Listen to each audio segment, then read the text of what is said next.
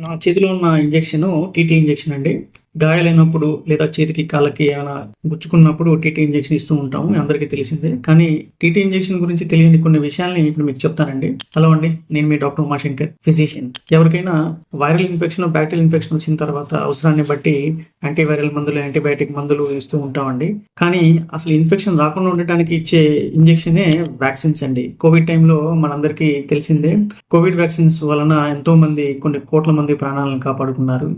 కానీ దురదృష్టవశాత్తు ఎవరికైనా గుండెపోటు వచ్చి సడన్ గా చనిపోతే కోవిడ్ వ్యాక్సిన్ వల్ల అలా వచ్చిందేమోనని వాస్తవం ఉన్నా లేకపోయినా ప్రచారం జరుగుతూ ఉంది అండి. దానివల్ల వ్యాక్సిన్ అనే పదం వినంగానే చాలా మంది భయపడుతూ ఉన్నారు. ఇదంతా ఎందుకు చెప్తున్నానంటే ఈ టీటీ ఇంజెక్షన్ కూడా ఒక వ్యాక్సినేనండి. ఎప్పుడైనా గాయాలైనప్పుడు కొంతమందిలో ఒక బ్యాక్టీరియల్ ఇన్ఫెక్షన్ వల్ల టెటనస్ అనే తీవ్రమైన వ్యాధి వస్తుందండి. దానివల్ల కండరాలన్నీ టైట్ అయిపోయి ఫిట్స్ వచ్చి కోమాలోకి వెళ్ళే అవకాశం కూడా ఉంది. అటువంటి జరగకుండా ఉండటానికి ఈ టీటీ వ్యాక్సిన్ అనేది ఇస్తూ ఉంటాము. ప్రెగ్నెన్సీలో కూడాను కంపల్సరీగా ఇస్తూ ఉంటామండి.